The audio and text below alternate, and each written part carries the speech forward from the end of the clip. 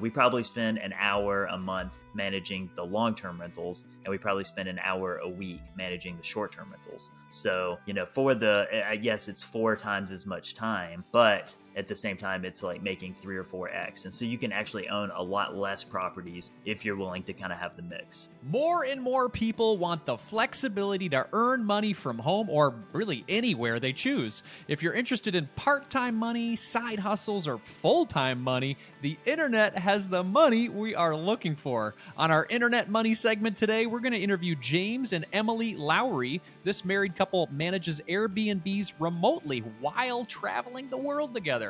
Today, we're going to learn how they develop their online real estate business and how it affords them more time and more freedom. Welcome to the show, James and Emily. Thank you for having us.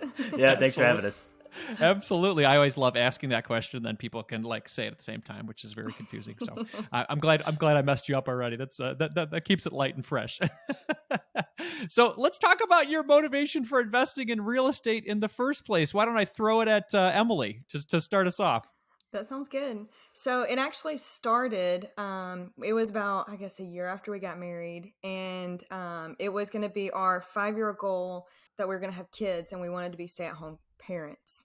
And we wanted to be able to focus on them and not have to send them to, daycare, all that kind of stuff. So that was our initial motivation for investing in real estate. Got it. And then I noticed that you guys are still traveling and enjoying yourselves. And so James, as this started for you guys, what got you excited about getting your first place? And then how did you start getting your first place? Talk to us about that process. So yeah, we found the FIRE movement, which is financial independence, retire early, right? And so I dove headfirst into it. I was obsessed with everything about it. And in the course of that, in the research and everything like that, I started realizing I think that real estate was the fastest path. And so it wasn't, a whole lot of other options as far as what's going to be the fastest. That was really the biggest thing that was weighing on me. And there's so much more control with real estate than there is with the stock market. Not necessarily entrepreneurship, but very similar. I can control what goes into a property, and I can control how much it rents for based on that. And I can't control, what Elon Musk tweets or, what the stocks do. So, so the control definitely played a factor in what we do. Awesome. Yeah. Talk to us about that first property then. How did you guys start to tackle that? And walk us through that. Because yes, I do realize, having talked to a lot of people who are on this FIRE path about the stock market versus real estate, that real estate can definitely provide that income faster than the stock market. So talk to us about how you got that first property. So our first true rental property we looked at, and it was in a bad area. It was incredibly cheap, and we pulled up to look at it and thought about not getting out of the car. We were just going to keep driving, and we didn't. One of the units was vacant, so it was a duplex. And so we went in and looked at that one unit, and then just kind of decided nah, this isn't really the one for us. And so we kept looking, and a couple months later, we were actually in St. Louis for a work assignment for Emily. We moved to St. Louis for a little bit. And while we were there, I happened to still be looking on the market and saw that this property was still available. And so I told Emily, I'm just going to throw in an embarrassing offer. And they accepted the first one. And so all of a sudden, I'm interviewing for property managers while we're in the process of closing. So the first property we bought, we actually bought remotely, had to get property managers, had to place a tenant remotely. And then the first month we placed somebody and got a check for I don't know, $700, and our mortgage was in the threes. And so I was we're making $300 and something. This is the easiest thing I've ever done. We're pros at this, and so that helped. That's incredible. And then Emily, as you guys were getting started on this, did the idea of long-term rentals versus the short-term rental, did that pop up early, or is that something you guys started to decide on later on? That's something we decided on later on. When we first started, we focused on long-term rentals. And then right before we quit our jobs, we had a vacancy, and we didn't want to fill, there were 2 parts. We didn't want to fill a long-term vacancy. And then we didn't want to, we wanted to make sure that we had a place whenever we came back to visit family, because we were moving to Europe. And so that's kind of how we got it started into short-term rentals. Got it. Yeah, I think I jumped ahead quite a bit there. So you Oh, guys were working, and then you had sorry. this. No, it's the reality of what happened with the conversation. You guys are working. You have your jobs, and then how did you jump from we bought the first house to we quit our jobs? Fill in the gap for us there.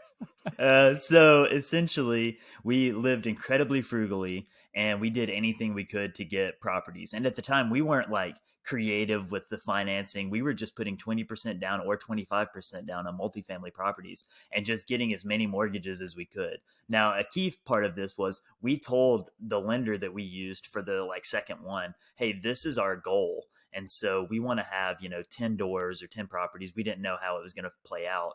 And that actually brought her kind of on our team. And she was like strategically placing some in Emily's name and some in my name so that we could, not hurt our credit as much. And because there are rules when it comes to how many mortgages you can have, we weren't going to hit that limit before we needed to. Yeah. Now, was this during the time frame? I guess we didn't talk years. Was this during the beautiful time frame of super low interest rates for mortgages? It was relatively low. Yeah. I think because we were investing in like purely investment properties, we had higher mortgages. Yeah. They were typically 1% higher than Mhm. what the retail one was. So I think our lowest is actually in the fours and our highest is in the sevens. So we kind of run the gambit. Got it. Yeah, and with that, I mean, today, if we were looking at investing in real estate, maybe you'd add a percentage point onto a 7 or 8% at this point. So it's not too much farther away from where you are. Is that right? Right. Exactly. Yeah. Yeah, that's great. So talk to us about the transition then. You guys are traveling now around the world. You've got these homes and they're mostly concentrated in the Huntsville area. Is that correct? That is correct. Yeah. So pretty much all of our properties, except for two, and they happen to be in a suburb of Huntsville. So they're still in the same area. We get to have the same team and all that. And so, I'm sorry, what was the question? Oh, I guess my question there is how did you develop that team? Because it sounds like right away you got the house, you weren't expecting it, and then you just sort of fell into I got to start finding some people. So did your search continue after that and you just over time started to nail down the right people to help you do this remote life? Yeah, exactly. So at the beginning, we were actually doing all the work ourselves. I was pretty much the handyman. If it was something that I couldn't do, then at that point we would hire it out. But until that point, I was doing everything. We were painting together. We would spend our Fridays and Saturdays and nights and weekends. And I was going before work and after work, kind of renovating properties. And so at the beginning, we were very much involved. And when we decided, it kind of somewhere along the path, we had decided to try to go to Europe. And so at that point, I was like, okay, we need to figure out how we can do this remotely while not having to go and work on the properties. So we gave it like a trial run for like a few months. Let's see if we cannot go to a property and just hire the handyman, send them over, have them meet the tenant, and do everything that way. And if it doesn't fall apart, then it should work here and there. Oh wow, yeah. So was that sort of the moment in time where you said, "I think we could do this full time"? Yeah, absolutely. Yeah, well, that's incredible. That's incredible. So talk to me about that moment where you were able to let go of the full time work to make this your full time work. And when I say full time, it's probably not full time 40 hours a week work. How did you feel confident enough to say goodbye to sort of traditional W-2 work life and let this be your full-time thing? What was the moment? Was it a number? Was it a feeling? Talk to us about that. So it was a little bit of all of those things. We had enough cash on hand. They gave us like a couple of years of runway, and that gives you a lot of flexibility when you're like, oh, okay, like if we lived incredibly frugally, I mentioned that part, and so it didn't take that much cash for us to have 2 years of runway. And then we were like, if it makes it, then great. If it doesn't, then that's okay. And Emily can speak to how we actually quit our jobs. They gave us another option. So my boss or manager, he was very, I guess, understanding because I, said that we were going to go and like be with family over in Cyprus. I was able to do a 6-month leave of absence, and so having that, I guess, security blanket or like a backup plan that I could always go back to work. If need be. I had 6 months like of a trial run that we could do, but luckily, we didn't need that. Everything, worked out. James had 1 month of a leave of absence. And so, Yeah, it worked out. If we didn't make it a month, then we had made some mistakes along the way. Yeah. Well, so you guys talked about that couple years of runway. I mean, that's both a financial safety blanket as well as an emotional safety blanket, being like, okay, we could do this even if we completely mess it up. So talk to us about the numbers. I know we're in the fire community, we like to talk numbers. So what does a frugal year look for you now, or how much do you guys need to live your enjoyable life so people understand what that means? Now or then? Because there Well, are I guess different let's do numbers. both. How about Yeah. then and then now? So I think then, honestly, I think we were probably spending less than 20 grand a year. And that was because we were house hacking. We had, cut so many of our expenses. But now we're probably spending closer to like 40 or 50, depending. Got it, got it. And that affords you guys the lifestyle that you're interested in, traveling around the world, and the homes that you now own pay for that lifestyle. Is that right? That's exactly right.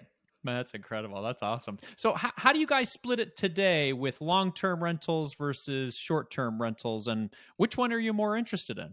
So it's about half and half. So we have 5 long term, and then we have 5 short term, medium term. So we have 3 short term, which is anywhere from 1 night to, I guess, 30 days, and then medium term, which is 30 days to 6 months. And so we have 2 medium term, 3 short term, and then 5 long term. Got it. And then business-wise, is one more financially advantageous than the other? Do you make more money with short-term than you do with long-term, but then you get more security with the other? How does that work? That's pretty much the trade-off. So you make much more money with short term, but there's more involvement. And then it's also, there's a seasonal factor to it. There's less security in it because you don't know if you're going to have bookings or not. When you sign a lease, typically that person's there for 12 months and they pay every month typically. And so, that's the biggest trade-off. And again, there's more time involvement. We don't think there's that much time. We probably spend an hour a month managing the long-term rentals, and we probably spend an hour a week managing the short-term rentals. So, I guess it's 4 times as much time, but at the same time, it's like making 3 or 4x. And so you can actually own a lot less properties if you're willing to kind of have the mix. Got it, got it. And that really comes with trust in the people that you've built in your network. How often, I mean, are you, I guess, re-examining who's in that network, or do you just find people that are great and then you both have this great symbiotic relationship and it keeps going? How does that work? Yeah, we have found, like, when we, I guess, got our, people, contractors, whatever, we made the right choice when finding them, and then they have been really good to us. And another part of it is, we pay them on time and then try to keep, a good relationship with them. Got it. Yeah. And then as far as the amount of units you guys have, or doors, as you guys like to call it, I'm trying to use my real estate lingo. Do you have desires to grow that more than where you are right now? Or are you guys at a good point? How are you making that determination? We are at a good point, although another opportunity has popped up where we are in a contract to buy one more. So we've had 11, I guess 2 years ago, we had 11 doors, and then, we sold a couple, bought a couple, kind of thing. And so we have 10 now, and then we're about to have 11. So that's kind of our sweet spot.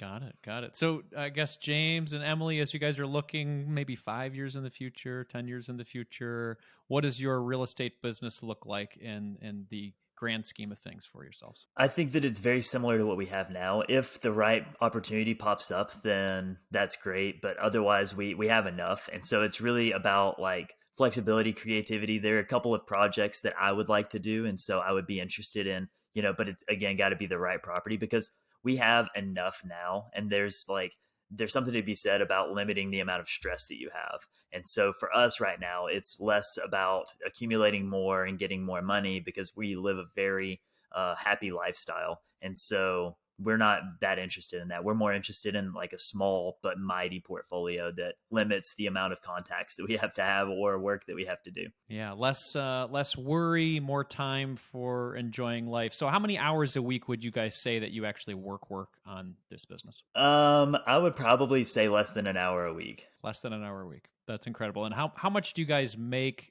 for your online business on an annual basis? So we make between, I would say, 120 to 140 a year, just managing the real estate specifically. So that's just the long-term and short-term real estate. Got it. Okay. So you work an hour a week and you make 100 and $20,000 to $140,000 a year. That sounds pretty accurate. Yeah. Just wanted to make sure I got that right. Yeah.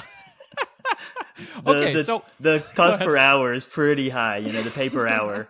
I was Yeah. going to say you're highly qualified individuals with a lot of experience in developing this. It's not something that happens right away.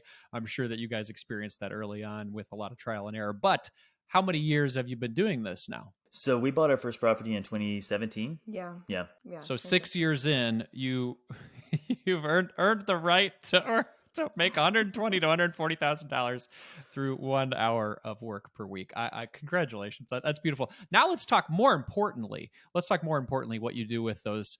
Well, I mean, if your typical work week, the other 39 hours per week, what are you guys doing to enjoy your life? And then what plans do you guys have in the future for your best life ever? I think it depends on where we are. So, if we are home, I guess like in the US, Alabama, Florida, wherever that may be, we prioritize our health. So we are exercising, going on daily walks. And also like the daily walks, we, have conversations, like we talk to each other, and it's not one, like, our phones are, we're not on our phones, we're not, around technology, that kind of thing. So we're able to have, meaningful conversations, and, that helps, I guess, quality of life. And then if we're traveling, I don't know, You go ahead. no, I mean, it's just like if we're traveling, we're also kind of doing the same thing, exploring, walking, trying new food, restaurants, that kind of thing. So That's incredible. And I understand community is a big part of your lives as well. I mean, having a partner to do this with is fantastic, but I understand you guys get together with people around the globe as well as communities and conferences and things like that. Is that true? Yeah, and that's actually probably the best part about being part of this kind of movement is, there's not a lot of people our age that are able to have the lifestyle that we have. And, just this past year, we met up with like a group of friends. It was like 10 or 12 of us in Mexico. And we've met up with, Cody Berman. I think we've been to like 6 or 7 different countries with him, and spent months together. And that's time that like we couldn't do that with our day-to-day friends that we grew up with and stuff like that, just because the lifestyle is completely different. Even our siblings, like in some ways we have much more time spent with some of these people than we do with our own family. Yeah. I mean, it's a different lifestyle. It's not what we see in the media or what we see out in the world. So this FI lifestyle is something that takes practice to get used to as well. But I really like how you guys have designed your life, and I'm quite inspired today. There's somebody listening right now and they're thinking, okay, well, I would really like that kind of lifestyle. And obviously it comes with the work that you guys have done, both from living frugally as well as building a very profitable business. Let's talk about one step they could take following this interview to move towards a life of rental property ownership and also just owning more of their time. What's one thing that they could do following this interview? So I would suggest checking out Bigger Pockets, and Coach Carson is another incredible resource. They just have so much information, and it just depends on what you're interested in doing. We prefer small single family and multifamily properties, and we prefer long-term rentals and short-term rentals. But with real estate, you can do so many different things. There's syndications, there's storage units, just anything you can think of, someone's done it, or just hard money loans. And so there are a lot of ways to kind of get into real estate. I would suggest looking into those, deciding what suits your personality, because even though we enjoy it, maybe managing properties isn't for everyone, but everyone can own properties. And so it's kind of a stress level. It's a give and take. Yeah, and as you're calculating the numbers really on deciding what type of rental property you want to have, I understand you guys have a resource on your website too. Can you tell us about that? We do, yeah. So we have a free resource that we give away, and what it is a calculator that determines how much money you could make with a long-term rental versus a short-term rental. And it can kind of give you an idea of whether or not it's more profitable or if it's worth your time to convert a property that you already have from a long-term rental to a short-term rental. That's awesome. Yeah, James and Emily and I have an affiliate partnership with regard to that resource. So if you guys want to check that out at marriagekidsandmoney.com/rental calculator, that's marriagekidsandmoney.com/rental calculator. I'm so passionate about their lifestyle that I applaud it and think you guys should check it out as well. So James and Emily, thank you so much for your time today. I really appreciate it. If people want to connect with you more outside of that great resource, where should they go? So we're probably most active on Instagram at Rethink the Rat Race, but we also have a website, rethinktheratrace.com, and there's a lot of resources on there as well. Excellent. James and Emily, thank you so much for your time, and best of luck exploring the world. Thank you so much for having us.